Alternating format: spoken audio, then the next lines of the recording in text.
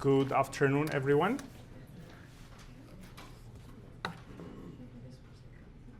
Hello, everyone. My name is Hovhannes Nikoghosyan. I came all the way down to Boston from Armenia to present the outcome of our work of the past 4 years, of a work that is unique enough, innovative enough, and research and evidence-based enough that we decided to use this opportunity and present it to this at the Global Summit and solicit your feedback towards the end, if possible. I was thinking to maybe start by cracking a joke, given that you're all after lunch. But then I decided that maybe I should refrain from that. I'll only say that I know that I'm pretty much competing. My ideas here will be competing between a good double shot espresso to keep you awake. So yesterday we were reminded by many of the presenters, including Dr. Rosmarin, who was here a moment ago, about the global rise in crisis of identity, of loneliness, and of meaning. We also know that there is a significant increase in numbers of wars, conflicts, flooding, and other forms of mass adversity, which also produce refugees and create more vulnerable groups across many countries. Hence, there is need for addressing collective trauma at scale, especially in humanitarian contexts. So today I'll be presenting to you our innovative psychospiritual approach to addressing consequences of collective trauma, which we in Armenia have spent 3 years building. This model has been piloted with those with direct impact of armed conflict of 2020 and its consequences, that many of which still continue. And this model is pretty much applicable for contexts where survival has been secured, where emergency has passed, and the harder questions begin, such as, how do I live again?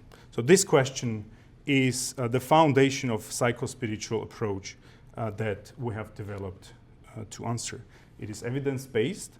It is developed based on also research. And being deployed with more than 5,000 people over the course of past 3 years. I'm glad to acknowledge also the presence of the visionary behind this model that I'll be presenting, Dr. Nubar Afeyan.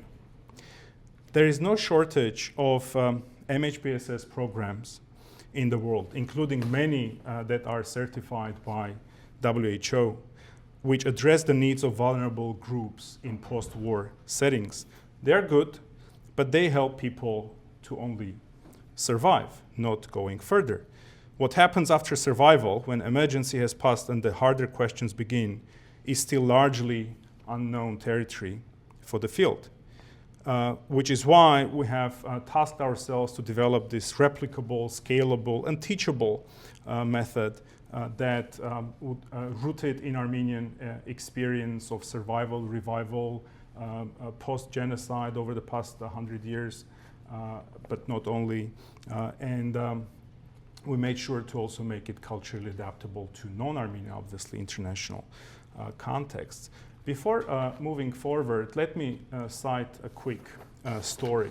In spring 2025, in a community center outside Armenia's capital, Yerevan, a woman I'll call Anna, in her late 30s, a mother of two, sat in a circle for her final 6 support group meeting.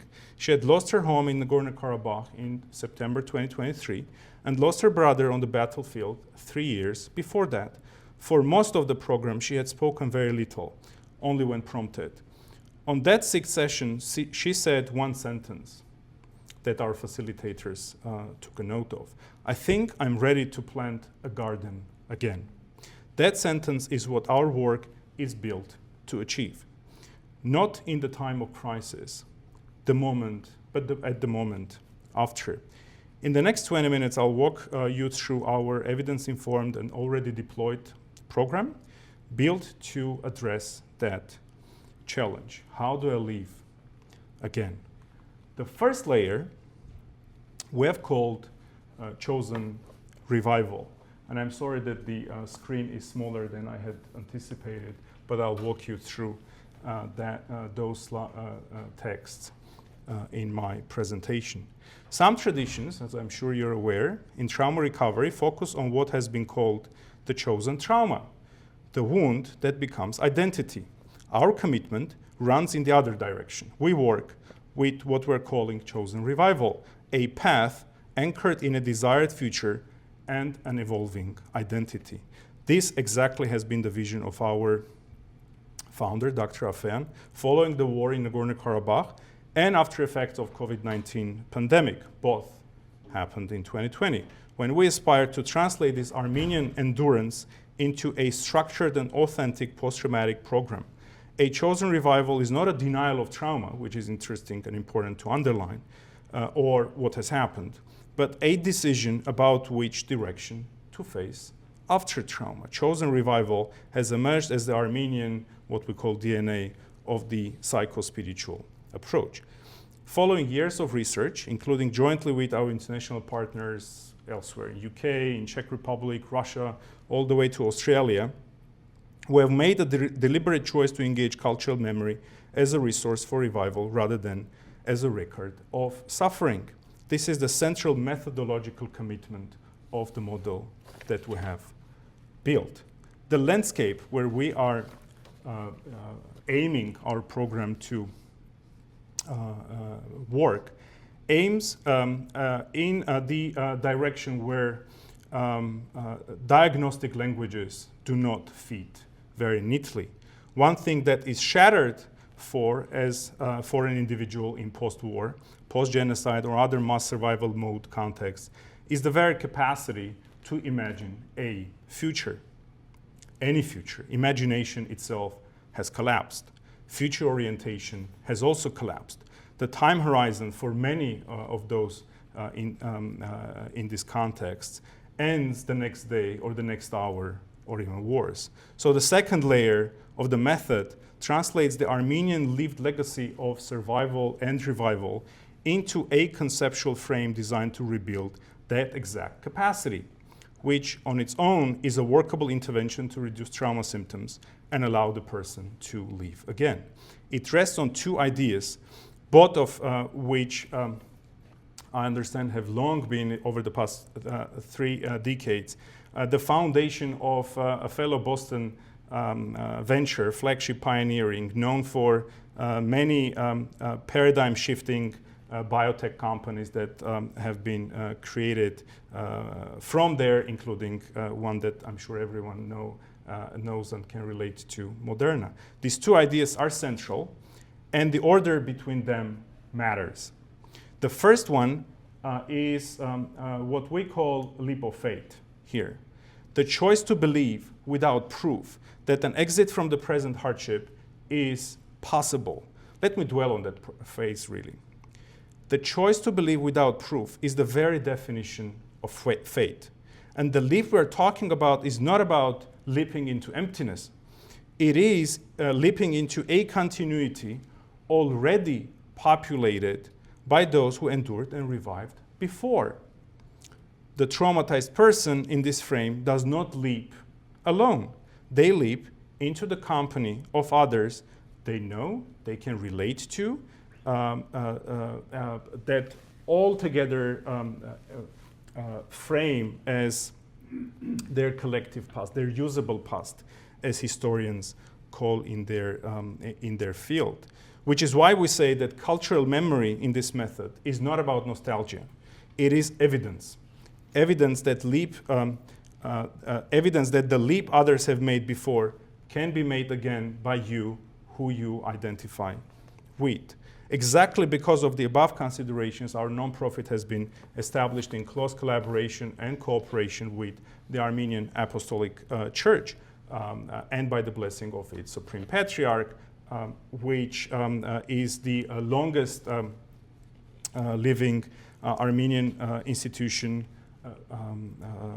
that embodies Armenian memory, continuity, as well as identity. The second layer in here is about future back thinking.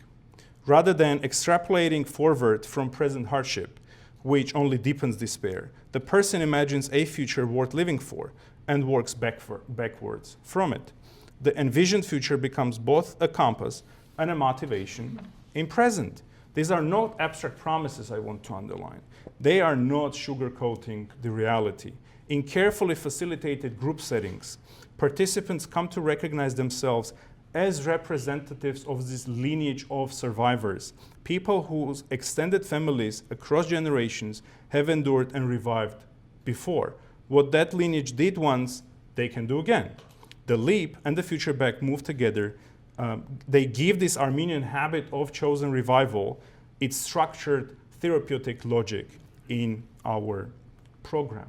Now, I've been spending the last 5-7 minutes in really talking about this Armenian legacy and the logic by which we have built the program. But one other thing I want to underline is that psychospiritual revival is not a linear process. It's a circular process.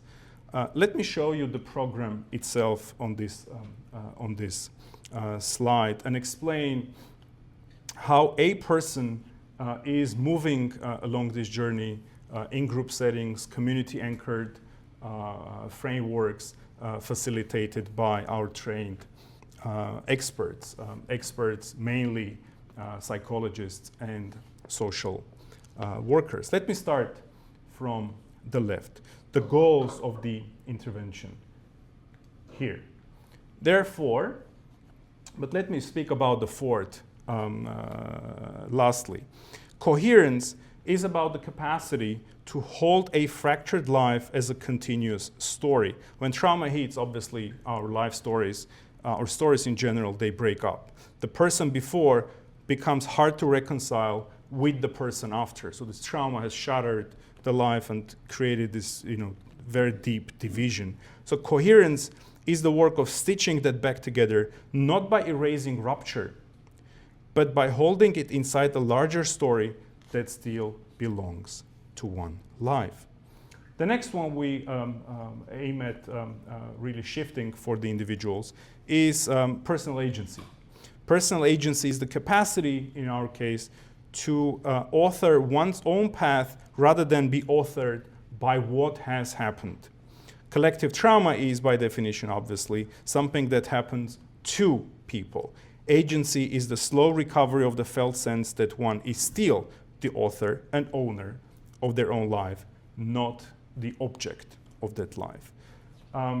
Lastly here, about sense of belonging, which is the capacity to feel held by others, by ancestors, by others in the group, by cultural and spiritual roots, is also nonetheless important because trauma isolates, as we know. Belonging is what unisolates the person, and it is this method that is building this, putting the person in the center of this lineage of survivors who are the inspirations for the leap that I was explaining earlier. So the grandmother who endured, the community that rebuilt, the faith that held, all of that are important in terms of helping eventually the person to produce the fourth component that that our program is built to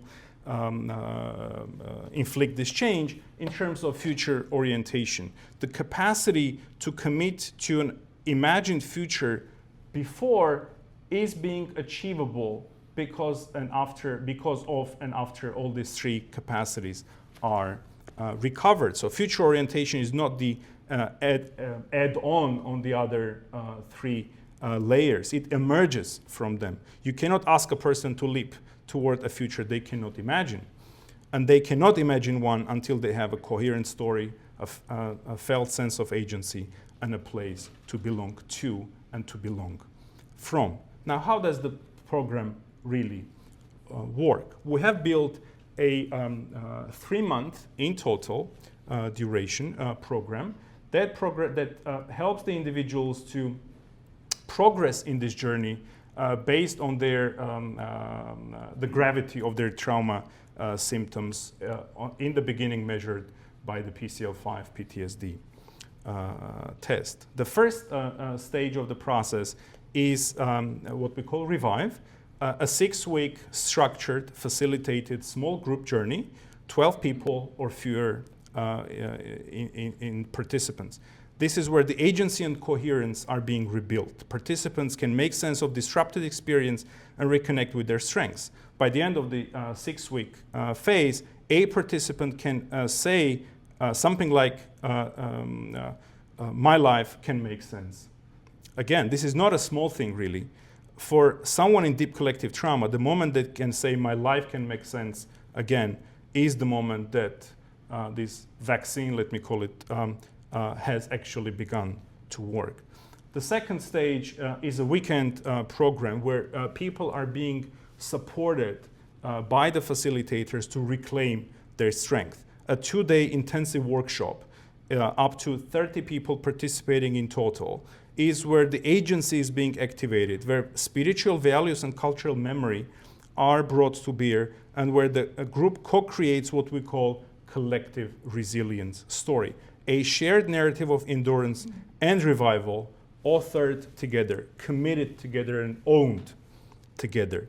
The third one here is a community celebration, where participants and their significant others, whether friends, family members, neighbors, or whoever they want to lean on, are also invited to witness these people in making their leaps of faith, in making that publicly, and really committing to that leap publicly, supported by the witnesses that are invited. So the Revive builds the story, Strive reclaims the strength, and Thrive steps into the future, helps the people to step into the future. Along the way, the 4 faculties are being restored, not as an abstract therapeutic goals, but as a lived capacity, or lived capacities in general, that participants themselves can name in their own words. As I said in the beginning, this is not a linear process,